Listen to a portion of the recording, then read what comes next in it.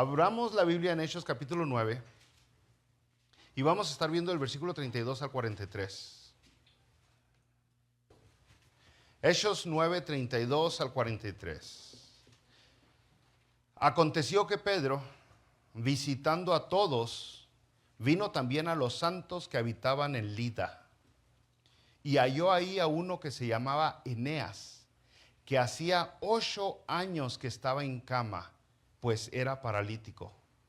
Y le dijo Pedro: Eneas, Jesucristo te sana, levántate y haz tu cama. Y enseguida se levantó.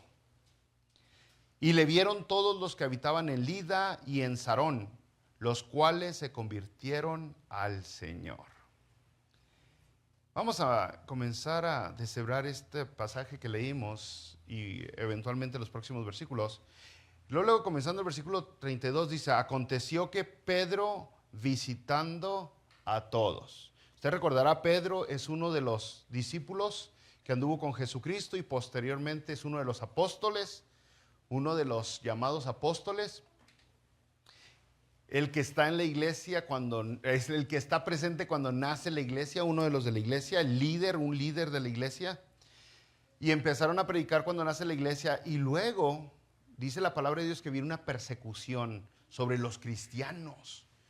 Empiezan a perseguirles, a darles problemas, a hacerle la vida más difícil. Oiga, si por sí la vida es difícil y todavía más problemas encima de problemas por ser cristianos. Y como estamos hablando de persecución, según Hechos, no es persecución por batallar con mis adicciones o batallar por mis tendencias, que también eso es unas dificultades grandes, pero estas dificultades, estas de las que nos habla Hechos, porque la gente los estaba metiendo a la cárcel y los estaba asesinando, esa es la persecución que vino en Hechos. Y en el capítulo 8 de Hechos, versículo 4, dice: pero los que fueron esparcidos iban por todas partes anunciando el evangelio. Viene esta persecución y ¡pum!, los cristianos empiezan a salir de Jerusalén, se empiezan a ir por diferentes lados, pero no se van calladitos, se van anunciando el evangelio. Y dice aquí ahora, en el 9:32, aconteció que Pedro, visitando a todos, vino también a los santos que se habitaban en Lida, que es otra ciudad cerca de Jerusalén. Bueno, primero aquí nos podríamos detener con este párrafo, porque dice Pedro visitando a todos. Es lo que hace un líder. Un líder no espera que los demás reaccionen. Un líder no espera a que los demás se muevan. Un líder siente dentro de él el anhelo, el deseo, la pasión, el empuje para ir a motivar, para ir a revisar, para ir a constar que está bien, para ir a ver qué hace falta, para ver cómo ayudar. Un líder de esos flojos que hay hoy dice: no, pues ya están grandes, ya ellos toman sus decisiones, si quieren lo hacen, si quieren vienen y si no, no. Pues ¿para qué se necesita un líder si somos así, no? Y cuando hablamos de líder, fíjese, podríamos pensar desde maestro de escuela dominical, que de vez en cuando le echa una llamadita: brother, hermana, no ha venido. Pastores, que de repente checan los miembros: ¿qué onda, bro? No lo he visto. Padres de familia. Oiga, si el papá o mamá van a esperar a que sus hijos les llamen, pues agarre una silla y siéntese. Porque los hijos, si el papá no siente llamarle a los hijos, el hijo menos va a sentir llamarle al papá. El padre es el líder aunque esté viejo. La madre son los líderes, son los que buscan a los hijos, son los que mantienen a la familia junta, son los que van siempre la extra milla por mantener la unidad en la familia. Así que un líder eso hace, bro. Y vemos aquí a Pedro, dice Pedro visitando a todos. Y lo vamos a ver después con Pablo. Pablo también empieza a predicar, empieza a abrir iglesias en diferentes ciudades. ¿Y qué hace después Pablo? Se regresa y las visita, a ver cómo siguen, a ver cómo andan. Les manda una cartita: ¿qué onda, bro? Aliviánense, échenle ganas. O sea, constantemente el líder está viendo que su rebaño esté bien. que su rebaño está bien. Un líder no se puede dar el lujo de decir, ay, no me recibieron bien, no me trataron bien, pues no quieren venir, pues no quieren. Eres líder. Así que yo sé que aquí hay varios líderes, ya sea en su casa, en el trabajo, o en la iglesia, o en alguna otra parte. Actúen como líderes. Muévase, no espere que vengan y lo motiven. Y si hablan mal de usted, trágueselo, vívalo, sacúdalo. Como dicen los gringuitos, shake it off. Y siga adelante. No ande con, ay, no. Pues es que no quieren seguirme. Los líderes de nombre, de título, no sirven para nada. Los líderes con reconocimiento, esos son los efectivos, los buenos. Pues me puedo expandir mucho, pero si alguna vez usted ha tenido un líder que le dice, alguien que le dice, yo soy el jefe, es porque no es el jefe. ¿Sienten? O sea, no lo están reconociendo. Pero ahora traslada eso a decir, yo soy tu madre. Aguas, porque si le tiene que recordar a sus hijos quién es la mamá, es por algo. Pero no vamos a pisarnos los talones, mejor sigamos, ¿no? Dice que Pedro estaba visitando a todos, volviendo al versículo 32, y dice, vino también a los santos. Qué nombrezote, no, santos. Y está hablando a los santos que habitaban en Lida. ¿Sabe? El día de hoy yo creo que muchos de aquí, es más, podría asegurar que la mayoría de aquí no se consideran santos. Dicen, yo no soy un santo. Pero la Biblia dice que usted sí es un santo. Si usted ha aceptado a Jesucristo, si usted considera a Dios como su Señor, la palabra de Dios lo llama a usted santo. Es el problema que vemos hoy con llamarle nomás a los que se mueren, que se portaron bien, santos, porque nos estamos quitando una descripción que la Biblia nos da a nosotros. Y al quitarnos esa descripción que la Biblia nos da a nosotros, nos quitamos la responsabilidad, el compromiso, la entrega de vivir como santos. Pero la Biblia constantemente dice, y aquí lo está diciendo otra vez, que vino a estas ciudades a los santos. Cuando Pablo escribe la carta a los romanos, en el primer capítulo, versículo 7, dice, a los que habitan en Roma, a los que están en Roma, llamados a ser santos. Cuando escribe la carta a los corintios, a los que habitaban en la ciudad de Corintios, dice, a los que están en Corinto, llamados a ser santos. Cuando escribe la carta a Santa Fe, diría, a los que viven en Santa Fe, llamados a ser santos. Santos. Y es que la palabra de Dios dice que somos santos. Y no vamos a ser, somos. Si usted recordará, aún Pedro lo volvió a decir en la primera carta de Pedro, en el capítulo 2, versículo 10. Dice que nosotros, en otro tiempo, no eras pueblo de Dios. En otro tiempo, no habías alcanzado la misericordia de Dios. El versículo 9 dice, pero ahora sois linaje escogido, real sacerdocio, nación santa. En otro tiempo no eras, pero ahora eres. Si has aceptado a Jesucristo, si intentas día con día, cuando te levantas, como dijo Jesucristo, tomas tu cruz y le sigues, o sea, trabajas con esas debilidades que tenemos, con el apellido, usted sabe, todo eso, pues sí, ¿no? Usted sabe con qué batalla. Algunos de aquí batallamos con levantarnos. Ahí ya eso ya fue trabajo para algunos. Nosotros invitamos esta semana a personas a la iglesia y nos dijeron, apenas recientemente, ayer para ser exacto, ¿a qué horas es? A las 11. Ay, no, es bien temprano. ¿La quería a las 7, 8 de la noche o qué? Es bien temprano. Entonces hay personas que batallan con eso. Hay otras personas que batallan con el chisme. Hay otras personas que batallan con diferentes cosas,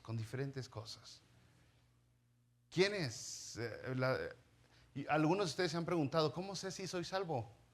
¿Cómo sé si soy salvo? Porque la religión es lo que le vende la salvación. Y le dice, para ser salvo, pues da dinero, pues camina de rodillas, pues date latigazos en la espalda, pues amárrate bombas y vete y explótate por ahí. La religión le vende la salvación y usted dice, bueno, ¿cómo sé si soy salvo? Bueno, usted aceptó al Señor Jesucristo como Señor y Salvador, usted se arrepintió de sus pecados, usted lo invitó a que viviera en su vida y usted intenta seguir. Pero dice, pero sigo fallando, sigo cometiendo errores, sigo haciendo cosas que en realidad están mal. Pero dentro de usted tiene el anhelo, el deseo de seguir viviendo una vida correcta. Siente remordimiento por lo que ha hecho. Y dice, Padre, perdóname, ya no quiero ser igual, ya quiero cambiar. Ese deseo de mejorar, poniéndose en las manos de Dios, de Jesucristo, reconociendo el poder de Dios, el trabajo que hizo Jesucristo en la cruz por nosotros y que el Espíritu Santo lo está guiando. Eso le está afirmando que usted es salvo. Pablo en Romanos capítulo 7 dijo lo mismo que nosotros. Al acabarse el capítulo 7 de Romanos, Pablo dijo, miserable de mí, ¿quién me librará de este cuerpo de muerte? ¿Por qué dijo eso? Porque acaba de decir, lo que quiero hacer, no lo hago. Y lo que no quiero hacer, lo hago. Miserable de mí, ¿quién me librará de este cuerpo de muerte? Pero ninguna condenación hay para los que están en Cristo Jesús, porque eso es una línea continua. Eso es lo que dice Romanos 8:1. Ninguna condenación hay para los que están en Cristo Jesús. Es el deseo que tenemos de estar bien, lo que nos identifica. Yo sé que estoy fallando y no quiero fallar. Entonces, antes no eras santo, ahora eres santo, es lo que dice Pedro, 1 Pedro 2. Volviendo al texto que tenemos en Hechos, brothers, dice que Pedro fue a visitar a los santos que habitaban en Lida. Pues otra vez, Lida es una ciudad que ahora, al revisar los mapas, hasta parece que es parte de Jerusalén, porque usted sabe, las ciudades crecen por lo general. Versículo 33, y halló ahí a uno que se llamaba Eneas, que hacía 8 años que estaba en cama, pues era paralítico. Y le dijo Pedro, Eneas, Jesucristo te sana, levántate, haz tu cama, y enseguida se levantó. Oiga, bro, ya nomás cámbiale el nombre y va a ver que parece milagro. En lugar de decir, fíjese, en lugar de decir Eneas, Jesucristo te sana, levántate, haz tu cama, cámbiale el nombre por el nombre de su hijo. Y va a ver que hace un milagro. Que haga su hijo la cama a levantarse. ya es sorprendente. Póngale, Mía, Jesucristo te ama, levántate, haz tu cama. Y que se levante y que haga la cama. No es cierto, no sé. No, nomás estoy asumiendo, Pero conozco como éramos cuando éramos jóvenes, ¿no? ¿Quién de ustedes se relaciona con lo que le digo? 2, 3. Ahora, ponga el nombre de su esposo. ¿Verdad? Imagínate, cariño, que diga, Herminio, Jesucristo te ama, levántate, haz tu cama. ¡Wow!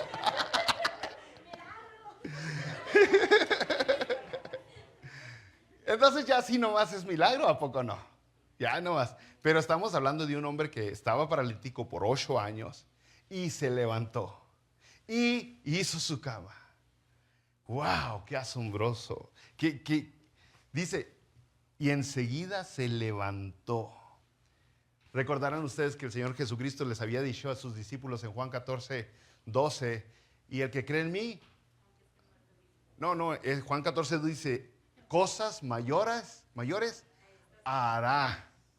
El que cree en mí, cosas mayores hará, a las que Jesucristo había hecho. Y entendemos lógicamente al hacer una interpretación adecuada del contexto. Está hablando en número y en tamaño, en expansión, ¿verdad? Porque Jesucristo se quedó nomás encerrado en la tierra santa, pero los discípulos, los apóstoles salieron. Así que en territorio fue mayor la extensión de los discípulos que la de Jesucristo. Y en número también, Jesucristo nomás tuvo un ministerio de 3 años. Los discípulos murieron ancianos, fueron asesinados, la gran mayoría de ellos ya muy viejos. Entonces, décadas y décadas de ministerio. Sí hicieron cosas mayores. Pero también recordamos que aquí la iglesia estaba naciendo. Y cuando nace la iglesia, Dios mandó señales, muestras de que esta religión era genuina. Son señales que muestran que esta religión no es un invento de alguien que dijo, ay, estaba en una cueva y se me apareció Jesucristo y me dijo esto. No, aquí hay señales, hay fundamentos. Por eso Pablo, cuando escribe 2 Corintios capítulo 12, versículo 12, dice, con todo, les dice a los de Corinto, con todo las señales de apóstol han sido hechas entre vosotros. Y luego dice, por señales, prodigios y milagros. Son las señales de apóstol. Los apóstoles fueron los que escribieron la Biblia. Yo he escuchado varios de los brothers aquí, hermanas de aquí, que han dado estudios, predicaciones muy buenas, o sea, totalmente bíblicos, con algunos comentarios de ellos, personales. Pero por más buenas que están esas predicaciones, no califican para entrar en la Biblia. No vamos a decir, bueno, ahora vamos a hacer otro libro y ponerlo en la Biblia. Ahora va a ser Primera de Marco. Empezar ahí a escribir todas sus predicaciones. Ya es parte del canon. Primera de Jenny, ahí está. Primera de Jorge. Y empezar ahí. No, porque quienes tenían, los únicos que tienen y tenían la autoridad de escribir la Biblia eran los apóstoles y fueron a los que se les dieron las señales. Fue cuando nació la iglesia. Por eso Efesios dice que nosotros edificamos sobre el fundamento que pusieron los apóstoles. Así dice Efesios. Edificamos sobre el fundamento que pusieron los apóstoles, siendo la principal piedra del ángulo Jesucristo. Bueno, entonces, versículo 35. Y le vieron todos los que habitaban en Lida y en Sarón, los cuales se convirtieron al Señor. Y ese es el propósito de los milagros, de las señales, de los prodigios. Que las personas vengan a Jesucristo, que las almas se arrepientan, que seamos salvos, que esquivemos la condenación. Ese es el propósito. Yo sé que muchos de nosotros quisiéramos más, tal vez algún propósito material o algún sueño cumplido, algún viaje a Hawái o algo así. Pero Dios te da el mensaje, te da confirmación del mensaje, así a veces como lo hizo en Hechos, para que vengas a ser salvo. Esa es la única razón, brother. Esa es la única razón de todo. Que las almas se arrepientan, que se conviertan, que nazcas de nuevo, que seas nueva criatura, que seas regenerado, transformado, que vengas a ser un nuevo tú. Ese es el propósito de toda la predicación en la Biblia. Es el propósito de por qué Jesucristo vino aquí en la tierra. Es el propósito por qué todo este mundo sigue. Para que no se pierdan. Como dijo el apóstol, que todos procedan al arrepentimiento. Versículo 36. Había entonces en Jope una discípula llamada Tabita. Una discípula llamada Tabita, que traducido quiere ser Dorcas. Y si usted como yo, usted dijo, pues no me lo traduzca. Se llamaba Tabita, pero significa Dorcas. Yo, ok. Es que para nosotros el día de hoy no significa nada ese pasaje así a la luz, así como se ve. Tabita, Dorcas, ok. Porque está hablando de dos idiomas que nosotros no hablamos, hebreo y griego. Hebreo y griego. Cuando nosotros vemos Dorcas es griego, son dos idiomas que dan vueltas en aquel lado, ¿no? El arameo, el griego y el hebreo, dos idiomas que ellos manejaban en aquellos tiempos. Y luego tenemos Tabita, que es hebreo. Algunos dicen que es arameo, puede ser también. Dice, pues, ¿qué onda? Y entonces podríamos decir nosotros, pues es como decir Jorge y George. ¿Eh? Él se llama Jorge, pero traducido es George. ¿Eh? Jorge y George. O como decir Miguel y Maico. Así diríamos nosotros, ¿no? Se llamaba Miguel, pero traducido es Maico. O Herminio y Jimán. ¿Qué? ¿Qué no? No es cierto, todavía va más allá de esto, ¿eh? Porque en realidad esta traducción es como decir Rosa y Rose. Tiene un significado. Porque ¿qué significa Jorge? Pues Jorge. ¿Pero qué es Jorge? Y sabemos que es rosa, ¿verdad? El color, la flor, el mal carácter. Perdón, hermana, no, eso no es. Ya es la segunda vez que la agarro, ¿verdad? Entonces, Tabita, ¿qué significa Tabita? Significa gacela. Gacela. Y ahorita, si usted le dice a alguna persona, a una mujer, oh, pareces venado, pues se le enoja, ¿no? Se le enoja, porque antes habían algunas cualidades, algunas características de estos animales que resaltaban y que la gente decía, wow, yo quiero ser como eso. Y usted recordará, hay un libro, por ejemplo, de poesía en el Antiguo Testamento que usa mucho las cualidades de animales para describir a su esposa, y el día de hoy no las podemos usar porque se enojan. Entonces nos damos cuenta que esta Tabita tenía ciertas cualidades que la resaltaban, ¿no?, por encima de todo. Y dice la palabra de Dios, volviendo al versículo 36, esta Tabita o Dorcas abundaba en buenas obras y en limosnas que hacía. Ya estamos viendo más de Tabita cómo era. Y aconteció que en aquellos días se enfermó y murió. Después de lavada, la pusieron en una sala.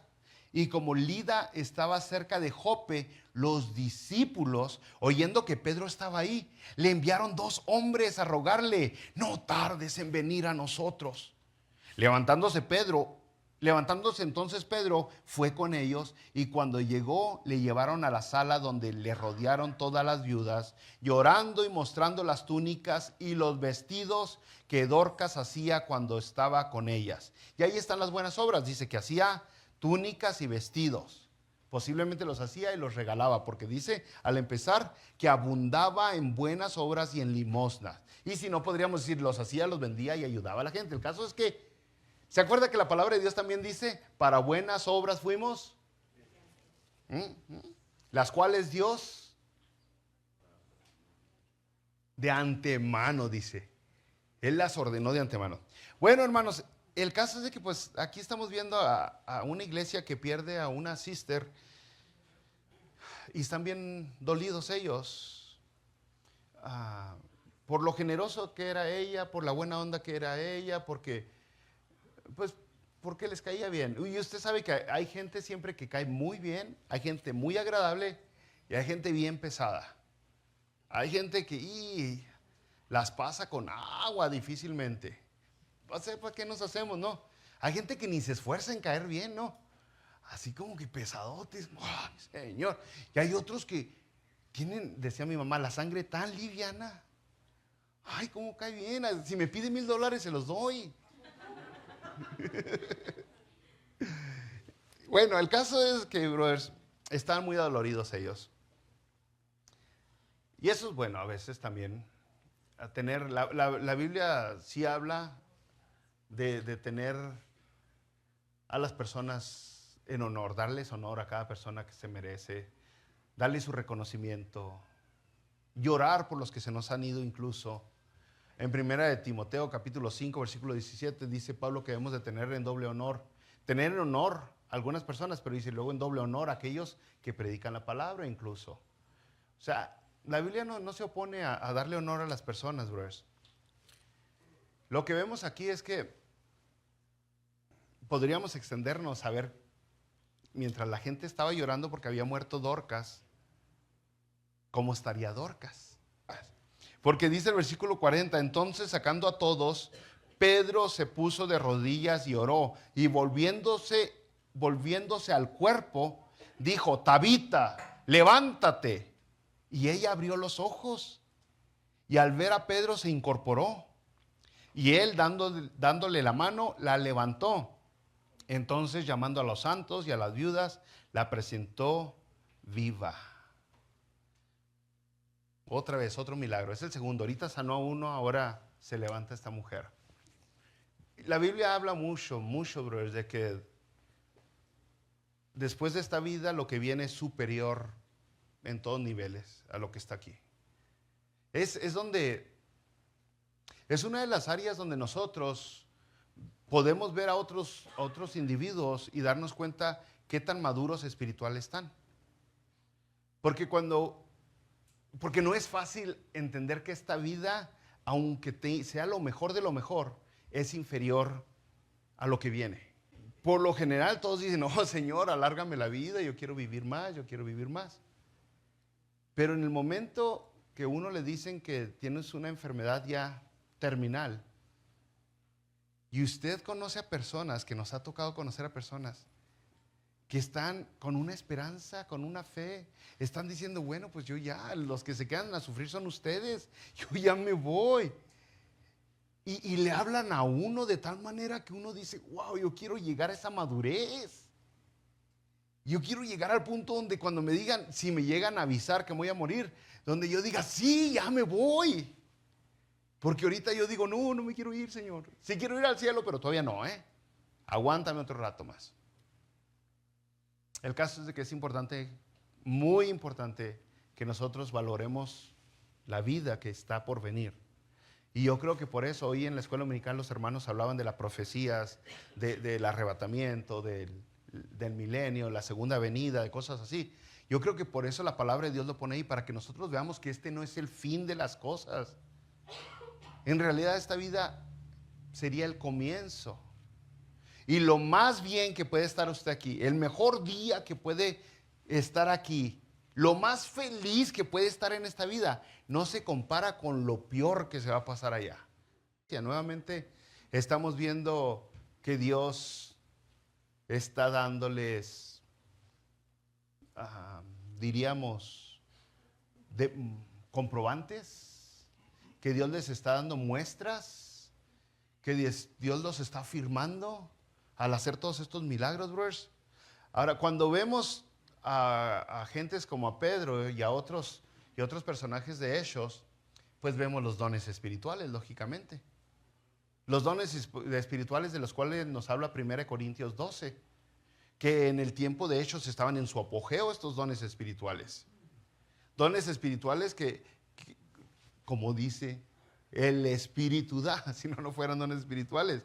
Y en Hechos, en 1 Corintios 12 menciona dones como de sabiduría, de ciencia, fe, sanidades, milagros, que es otro diferente a sanidades, profecía, discernimiento, diversos géneros de idioma, interpretación de idiomas. Todos esos son dones que da el Espíritu Santo y estaban en su apogeo cuando nació la iglesia. ¿Por qué? Versículo 42, volviendo a Hechos. Esto fue notorio en toda Joppe y muchos creyeron en el Señor. Nuevamente, ese es el propósito. Para eso Dios está dando esa evidencia, para que crean en Dios. Para que crean en Dios. Tal vez alguno de ustedes, Dios los salvó de estar a punto de morir. Ha de haber aquí cuando menos uno, estoy seguro, que Dios lo libró de la muerte. ¿Para qué cree que lo libró de la muerte? Para que usted siga con su vida egoísta, buscando materialismo y buscando placeres y teniendo acá y teniendo allá y soñando acá y soñando allá. ¿O lo habrá salvado Dios? ¿Le habrá hecho el milagro de Dios de salvarlo de la muerte para que usted entregara su vida a Él? Y de esa manera usted pudiera ser ejemplo para que otras personas vinieran a sus pies. Porque es lo que tenemos en el cristianismo. Hay muchas personas que profesan milagros, pero los usan de una manera tan egoísta. Si es que es Dios trabajando, tienen el propósito de traer almas a Cristo, de librarte de la muerte. de transformar tu vida, de darte un nuevo nacimiento. El propósito no es que sigas con tu vida egoísta, brothers. Y ese es el milagro más asombroso que vemos aquí en Hechos, en estos versículos que leímos. El milagro más asombroso no fue que aquel paralítico de 8 años se levantara. El milagro más asombroso no fue que Tabita, que estaba muerta, volviera a la vida. Y dice, ¿cómo no? No. El milagro más asombroso, el único que no pueden duplicar los humanos, es una vida transformada. Porque hasta ahorita, si de repente alguien le da un paro cardíaco, lo podríamos intentar revivir, y hay veces que sí lo trae uno a la vida, ¿no? ¡Pah! ¿Fue milagro? Hay explicación científica. Si hay explicación científica de cómo volvió a la vida, no fue milagro.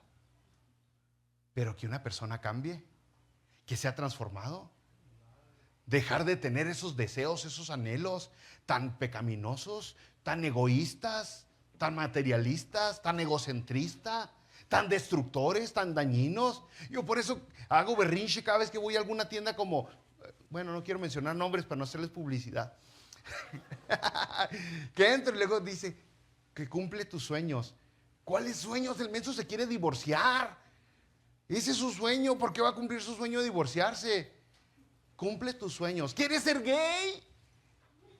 No, esos sueños no puedes cumplir. O sea, hay sueños muy malos que uno tiene que entregar delante de Dios, y no puede hacerlo si Dios no le ayuda. No puedes hacerlo. Vea cuántas personas, cuántos hombres han abandonado a sus hijos, a sus mujeres, por otra mujer. Eso fue su sueño. Eso era lo que quería. Buen sueño, ¿no? Y por lo general, que se divorcia una vez, se vuelve a divorciar otra vez y luego otra vez. Al menos de que la persona aprenda, que haya una lección que se aprenda. Cambiar, brothers, ser transformado, es el milagro más asombroso que acabamos de ver aquí. El que una persona nazca de nuevo, que deje de ser ese egoísta, que deje de ser ese orgulloso, ese altivo, esa gente apática. Vean nomás alrededor de nuestro mundo donde vivimos, cuánta apatía hay. A la gente no le interesa el bienestar de los demás. Lo único que se preocupa es por el yo y por el yo. Y lo podemos ver hasta de un nivel así como insignificante. Cuando alguien se está listando y chuleando delante del espejo y alguien más le pregunta, ¿cómo me veo? Ah, bien, porque no me interesa cómo te ves, me interesa más cómo me veo yo. Esa es la verdad muchas veces, es el egoísmo que tenemos. Por eso no podemos ni siquiera dar una opinión. Por eso no le podemos decir, te ves ridícula con esos zapatos. Y ya cuando anda ya, oye, qué feos zapatos, te pregunté cómo me veía. Y ya se armó la... ¿Sí? ¿Sí entiende? Y le estoy dando un ejemplo bien sencillito de cómo este mundo está interesado en uno mismo. ¿Cómo cambio? ¿Cómo transformo? ¿Cómo agarro amor por las demás? Ya sé que Dios dice, amarás al Señor tu Dios. Y lo segundo, amarás al prójimo. ¿Cómo amo al mundo? La única manera de amar al prójimo es naciendo de nuevo. Es cuando me voy a empezar a interesar por los demás. Y eso es lo que vemos aquí. Ese milagro es asombroso, es maravilloso. Es imposible que se haga. Nadie puede cambiar a una persona. Usted no puede cambiar a sus hijos. Usted no puede cambiar a su esposo, ni a su esposa, ni a su primo, ni a su tío. Mateo capítulo 19, versículo 24 al 26, hermano. Se acercó un joven rico. Usted ya lo ha leído muchas veces, este versículo, estoy seguro. Y quería ser salvo, él quería heredar la vida eterna. Y le dijo, maestro, le dijo a Jesucristo, ¿qué hago? ¿Qué hago para ser salvo? Y Jesucristo, lógicamente, dándonos lecciones y calándolo, le dice, pues guarda los mandamientos. Guarda los mandamientos, es lo que los religiosos le piden hacer, que no. Los religiosos le dicen, para ser salvo, obedece. Si quieres ganarte la salvación, obedece, pero al 100. Al 100.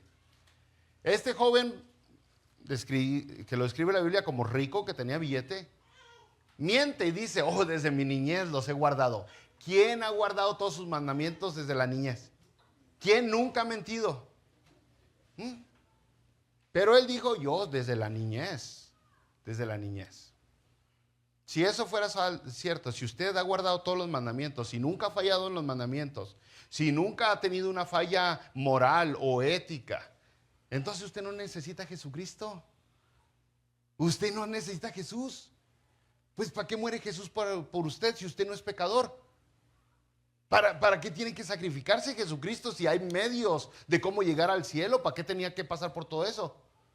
Pero este hombre, cuando Jesucristo le dijo, guarda todos los mandamientos, a ver si puede ser salvo así, ¿no? Y él dijo, sí, desde mi niñez los he guardado. Entonces Jesucristo, bueno, si los guardaste, vamos a calarle, porque la mitad de los mandamientos, usted reconocerá, los 10 mandamientos, por así decirlo, la mitad van dirigidos a Dios, tienes que amar a Dios, ¿no? La otra mitad es tienes que amar al prójimo, por eso no robarás, no levantarás falso testimonio y no matarás y cosas por el estilo. Bueno, entonces si has mandado los 10 mandamientos, le dice, pues vende todo lo que tienes y dáselo a los pobres. Va a ser fácil, pues amas al prójimo porque no levantas falso testimonio, no robas, no mientes, no engañas, no, nada. Y dice la palabra de Dios que este hombre dijo, no, qué triste, se fue agüitado, agachó la cabeza y se retiró, no pudo darle a los pobres. Entonces Jesucristo se expresa y dice, volvamos a Mateo 19, 24. Mateo 19, 24, dijo Jesucristo, otra vez os digo que es más fácil pasar un camello por el ojo de una aguja que entrar un rico en el reino de Dios. Eso es lo que dijo Jesucristo. Si tú estás enamorado del dinero, es muy difícil que entres al reino. Pero no, el hecho no es porque estás enamorado del dinero. Es que porque no amas al prójimo, es porque no amas a Dios. No puedes amar al prójimo y al dinero a la misma vez. No puedes estar enamorado de los dos. Y ese es el hecho, ¿no? O amas al prójimo o amas al dinero. Porque las personas que dicen amar al dinero al prójimo, cuando el prójimo está necesitado, nomás le dicen, voy a orar por ti. Voy a orar por ti, hermano. Y cuando quieren pretender todavía más que van a ayudar a esta familia necesitada, le traen pura maruchan. Ay, hermano, se gastó $5 comprando completotes en esta caja de comida. Porque aman más el dinero. Aman más el dinero. Resulta que el Señor Jesucristo dijo eso. Es muy difícil que un rico entre al reino de los cielos. Ahora, en estos tiempos, la gente consideraba que los que tenían buena posición estaban siendo bendecidos por Dios. Como hoy también la gente considera eso. La gente hoy considera que si usted está pobre o está enfermo es porque hizo algo malo. Así le hacían en ese tiempo. Dios te está castigando, dicen. Por eso. O sea, si estás bien es porque Dios te está bendiciendo. Entonces, al escuchar que Jesucristo dijo, es más fácil que un camello pase por el ojo de una aguja a que un rico entre en el reino de los cielos, estaba hablando de la imposibilidad de lo que estaban enfrentando. Es imposible, no nomás que un rico, que cualquier ser humano sea salvo. No hay manera, no hay medio, no hay cómo un ser humano puede ser salvo por sus propios medios, con sus propias fuerzas, con sus propias entregas, sacrificios, deseos, anhelos. Nadie puede ser salvo por más de que usted cambie su manera de vestir, por más dinero que usted intente dar, por más latigazos que se dé usted, por más de que camine de rodillas hasta quién sabe qué santuario. No hay manera de que sea salvo. No puedes hacer suficientes buenas obras para alcanzar la salvación, porque para ser salvo tienes que ser transformado completamente. ¿Y cómo dice la palabra de Dios? ¿Cómo se quitará el leopardo sus manchas? ¿Cómo vas a cambiar lo que te identifica, lo que eres? Es imposible, dice la palabra de Dios, que cambies. Y luego Jesucristo, sígale leyendo, responde, cuando dijeron eso los discípulos, entonces, ¿quién podrá ser salvo? Y Jesucristo respondió, lo que es imposible para los hombres es posible para Dios. Es el milagro más asombroso. Dios te puede cambiar. La religión no. La religión te hace peor. La religión empeora tu estado porque te da una seguridad falsa. La religión te hace sentir, ya fui a la iglesia, ya estoy bien con Dios. Mentira, tu corazón sigue negro, sigue puro, sigue contaminado. Ya di dinerito y ya estoy bien con Dios. Y mucha gente así le hace, dice, tenemos que ir a la iglesia, hijos, hoy para estar bien con Dios. Venir a la iglesia no te hace estar mejor con Dios. Dar dinero no te mejora, leer la Biblia no te mejora, cambiar tu vestimenta no te mejora. El único que puede cambiarte y mejorar y hacerte santo como empezamos es Jesucristo. Eso es todo, Jesucristo. Cuando verdaderamente lo aceptas, como dice Romanos 10:10, como Señor, como 10:9, como Señor, como Salvador. Cuando verdaderamente lo confiesas sin vergüenza, sin temor a qué dirá mi amigo, qué dirá mi amiga, qué dirá mi compa, qué dirá su familia. No, cuando verdaderamente aceptas a Jesucristo como el Señor, el mandamás, el Creador, el que te hizo, el que te planeó, el que te dio propósito, identidad. Cuando lo aceptas como el que te salvó, el Salvador, el que pagó por ti porque tú mismo no pudiste pagar por tus pecados. El que pagó una deuda grandota que tenías porque pecaste. Y según Romanos también dice que la paga del pecado es muerte. Cuando te das cuenta que tu deuda ha sido saldada, que no necesitas cambiar de vestimenta para ser salvo, no necesitas ni siquiera dejar de fumar marihuana para ser salvo, no necesitas nada hacer para ser salvo más que aceptar el regalo de salvación. Y con ese regalo viene el Espíritu Santo y naces de nuevo.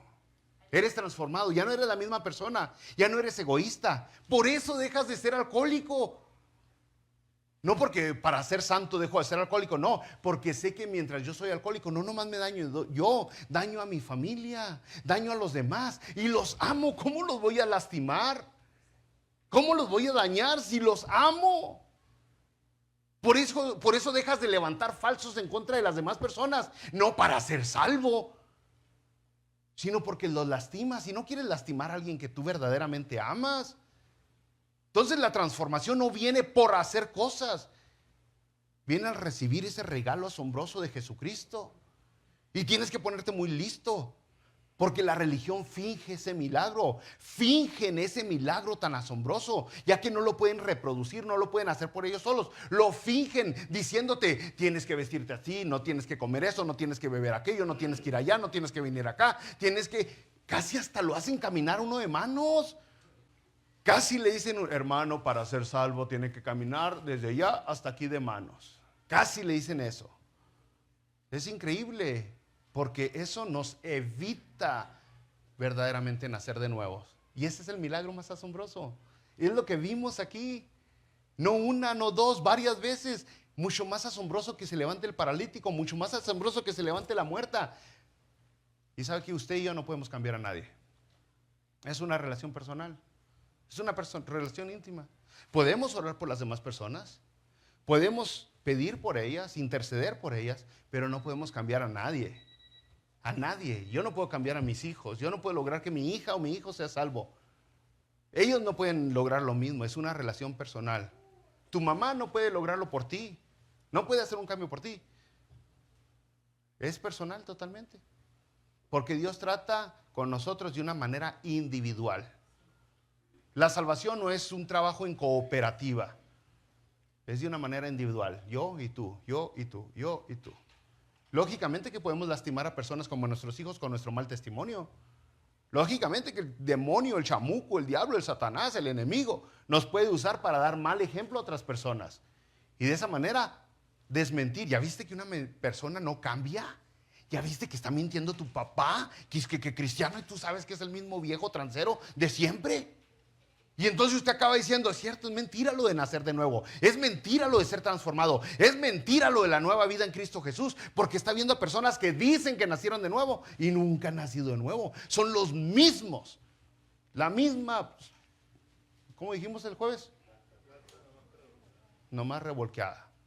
Entonces sí podemos dañar a otras personas Y yo sé que usted ha conocido a cristianos que dicen que son cristianos, muchos que hasta predican, algunos hasta pastores son, algunos hasta se llaman apóstoles. Y usted los ve tan avariciosos, tan lacras, tan transeros, tan cochinos, tan de todo. Y usted dice, no existe el nacer de nuevo. Es una historia de la Biblia, de la religión. Si usted va a la palabra de Dios y ve las historias como de Pablo, se da cuenta que sí existe el nacer de nuevo. Ve la historia como de Pedro, de Juan, de Esteban, de las Marías. Se da cuenta que sí existe el nacer de nuevo. Si usted va a la historia del cristianismo y ve la historia de tantos cristianos, tantos mártires, tantas personas que murieron por ser cristianos, se da cuenta que sí existe el nacer de nuevo. Y si usted busca con más ganas, más intencionalmente dentro de esta iglesia, va a encontrar uno que otro que verdaderamente ha nacido de nuevo. Va a encontrar uno que otro que verdaderamente ha sido transformado por el poder de Jesucristo. Pero si usted se deja engañar por la mayoría, va a concluir que es una mentira el nacer de nuevo. Pero otra vez, cuando esté delante de Dios, cuando esté delante del Padre, Dios le va a decir a usted de alguna manera u otra que le dio suficiente evidencia para creer. Usted no se va a poder justificar con que pues el pastor era un falso, era un hipócrita, era un mentiroso y por culpa del pastor yo no creí. Vayamos a Hebreos en el capítulo 2, versículo 3 al 4. En Hebreos 2, 3 al 4 dice, y también vamos a leer Hebreos 10 para que se dé cuenta. Dice Hebreos 2, 3, ¿cómo escaparemos nosotros si descuidamos una salvación tan grande, la cual, habiendo sido anunciada primeramente por el Señor, ahí está la evidencia, habiendo sido anunciada primeramente por el Señor, nos fue confirmada por los que oyeron, ahí están los discípulos, los apóstoles, testificando Dios juntamente con ellos con señales y prodigios y diversos milagros y repartimientos del Espíritu Santo según su voluntad. Ahí está la evidencia espiritual, que no solamente la podemos leer, estoy seguro que varios de ustedes la han sentido en su vida. Varios de ustedes han sentido a Dios trabajando, obrando, moviéndose alrededor de ustedes. Varios de ustedes han experimentado momentos donde dijeron, yo de esta no salgo. Yo estoy frito aquí. Y de repente se hallan hoy en un lugar muy diferente, mucho más beneficioso para ustedes.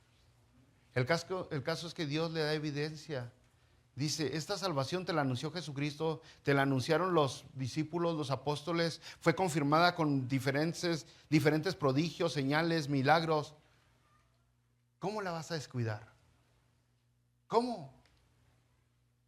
Y ya cuando tienes toda la salvación, en Hebreos capítulo 10, versículo 26, dice, porque si pecaremos voluntariamente, después de haber recibido el conocimiento de la verdad, ya recibiste el conocimiento, la revelación divina, la evidencia de que Dios, de que Jesucristo es real, es genuino, ya la tienes delante de ti, la evidencia.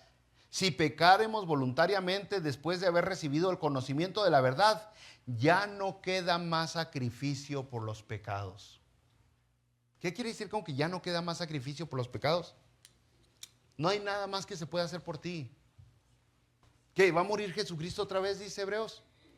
No, hay personas, lo puso porque hay personas que a pesar de que tienen la evidencia de que Jesucristo es verdad, a pesar de que pueden arrepentirse, entregarse delante de Él, derramar todo lo que son, entregarle sus sueños, sus deseos, sus pensamientos, sus ilusiones, su dolor, su tristeza, su agonía, sus preocupaciones, en lugar de hacer eso simplemente adoptan una religión y nunca nacen de nuevo, porque no se entregan a Jesucristo.